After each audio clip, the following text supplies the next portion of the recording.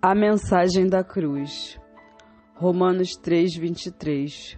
Porque todos pecaram e destituídos estão da glória de Deus. Deus enviou o Filho para ser crucificado e para cumprir a lei, porque não somos capazes de cumpri-las. Cristo se fez maldição por nós. Deus, o Pai, não poderia simplesmente nos tirar do inferno. Ele seria um Deus maldito, um juiz injusto, um juiz que julga um assassino, como por exemplo, um homem que matou 15 crianças sendo julgado, e o juiz manda que ele se levante e vá embora, se tornando um homem livre. Como assim? Ele matou tantas crianças e agora vai ser livre? Como nós, pecadores, que pecamos todos os dias quebrando a lei que Deus deu, nós quebramos. Nós pecamos todos os dias. Deus não poderia nos dar liberdade. Ele seria considerado um juiz injusto, um Deus abominável. Nós somos como aquele homem que matou 15 crianças, pois nós pecamos todos os dias. Um serial killer mata pessoas todos os dias e nós pecamos todos os dias. No livro de Provérbios 17:15 está escrito: o que justifica o ímpio e o que condena o justo, abomináveis são para o Senhor, tanto um como o outro. Temos que pagar pelos nossos pecados e crimes e todas as nossas maldades. Mas Deus enviou o Filho dele por amor desse assassino, desse mentiroso hipócrita, desse fornicador. Nós somos maliciosos, nós traímos pessoas que a gente ama. Deus é um juiz justo e santo. Ele é bondoso, amoroso. Deus é um Deus maravilhoso. Ele é um ser perfeito. Por isso, Deus enviou o Filho dele por nós. Porque ele, sendo um Deus amoroso, ele nos ama. No livro de Êxodo 34:7 está escrito que guarda a beneficência em milhares, que perdoa a iniquidade, a transgressão e o pecado, que justifica o culpado, que ao culpado não tem por inocente, que visita a iniquidade dos pais e sobre os filhos até a 3ª e 4ª geração. E também no livro de Salmos 32 está escrito: bem-aventurado aquele cuja transgressão é perdoada e cujo pecado é coberto. Deus não poderia ir contra a sua própria palavra, não poderia apagar os pecados. Então Deus já tinha implantado um plano de salvação, pois Deus é um Deus justo, um juiz justo. A sua palavra não volta atrás. No livro de Gênesis, capítulo 3, versículo 13, está escrito: e porém inimizade entre ti e a mulher, entre a tua semente e a sua semente. Esta te ferirá a cabeça, e tu lhe ferirá o calcanhar. O plano de salvação de Deus já estava implantado desde o princípio do mundo, porque ele já sabia que o homem ia pecar, pois Deus é onisciente, ele sabe de todas as coisas. Como Deus iria limpar os nossos pecados sem deixar de ser um Deus justo, um juiz justo? Como um juiz solta um criminoso que matou 15 crianças seria um ato de injustiça. Deus soltar todos nós pecadores do inferno, ato de injustiça. Nós blasfemamos e murmuramos todos os dias, quebramos 10 mandamentos que o Senhor nos deixou para que nós andássemos certos, fazendo a vontade dele, e nós quebramos. O amor de Deus não é injusto. O coração do Evangelho é a cruz, a morte, o sofrimento e a ressurreição do Filho de Deus. Em 2 Coríntios 5 está escrito: aquele que não conheceu pecado, o fez pecado por nós, para que nele fôssemos feitos justos, justiça de Deus. A resposta é essa: como Deus pode pode salvar e perdoar, justificar pecados sem deixar de ser um Deus justo, um juiz justo, sem se tornar um Deus injusto, um juiz injusto, pois seria um juiz injusto se soltasse um homem que matou 15 crianças, um serial killer, sem que ele pague pela pena dele, sem que ele pague pelo crime dele, sem se tornar uma abominação. Deus não é uma abominação. Então ele enviou o Filho como sacrifício substitutivo e propiciatório em nosso lugar. Substitutivo, sacrifício substitutivo, pois ele nos substituiu.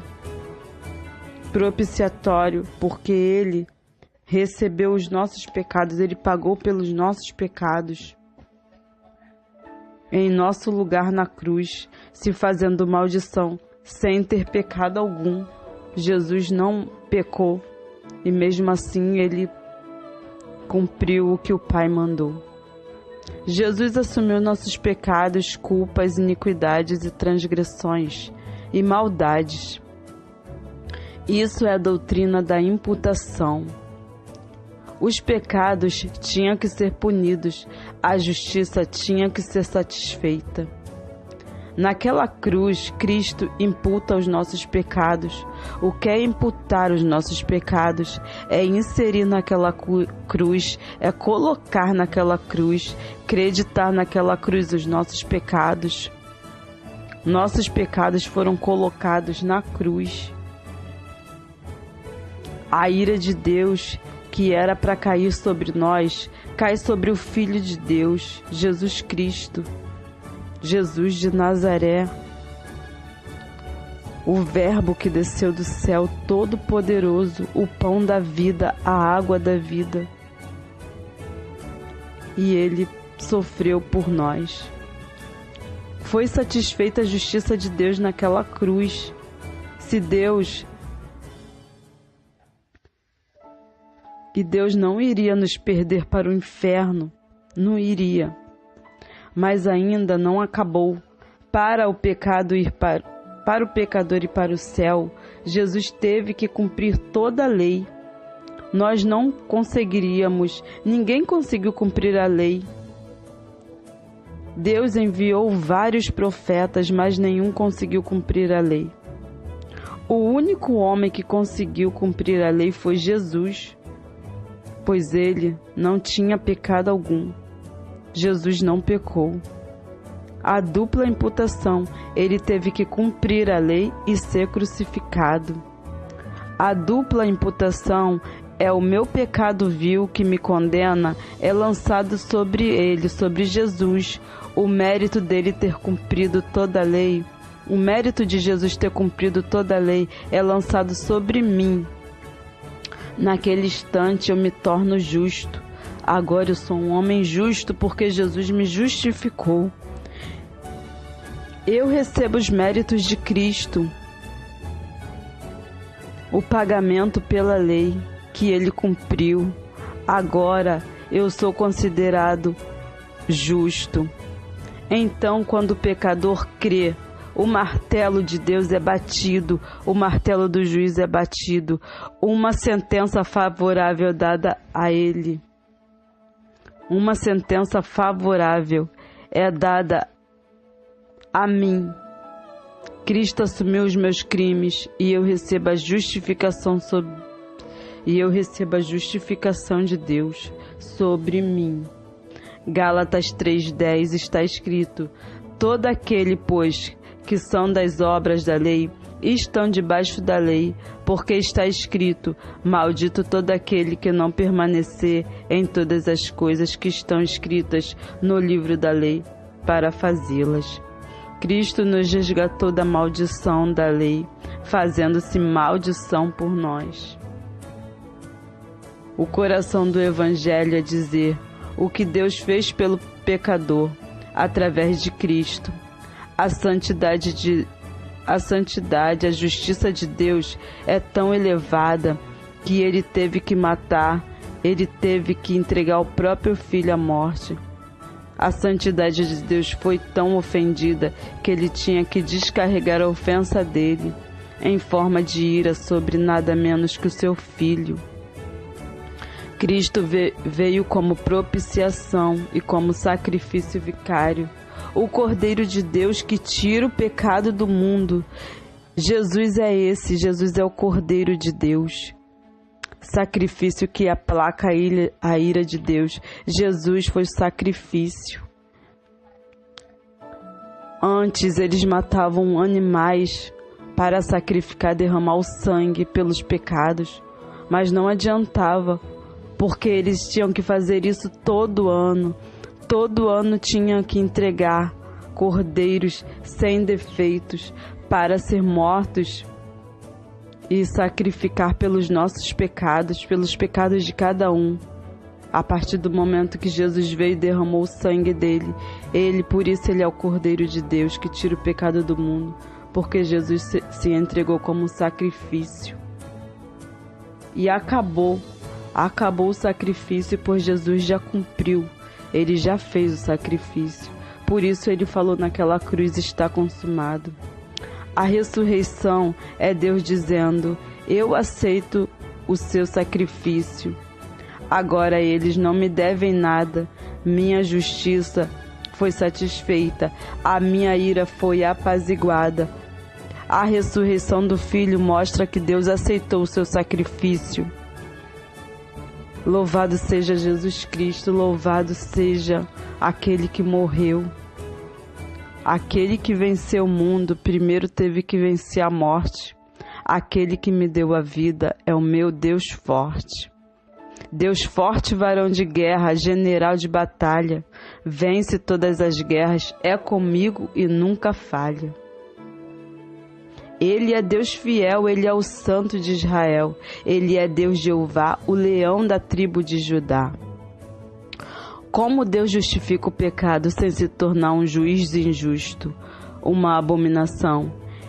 Ele não poderia simplesmente abrir a porta do inferno e dizer: saiam pecadores. Se fizesse isso, se tornaria a maior abominação da história, um Deus mais injusto que já existiu. Como ele faz? A resposta é a cruz. A encarnação, a morte, o sepultamento, a ressurreição do Filho de Deus, Cristo, o Filho de Deus. Somos salvos pela graça de Deus, a história das histórias, o tema dos temas, a mensagem das mensagens. Essa é a verdadeira mensagem da cruz, a mensagem de um Deus que entregou o Filho dele para morrer por um pecador que não merecia. Um pecador sujo, um pecador que não tem um pingo de amor por Deus, mas quando Deus chega, o Espírito Santo faz a obra e aí ele nos resgata do inferno. Essa é a mensagem das mensagens. Glória a Deus, glória ao Rei da Glória, aleluia. Deus, obrigado pelo que o Senhor fez por mim.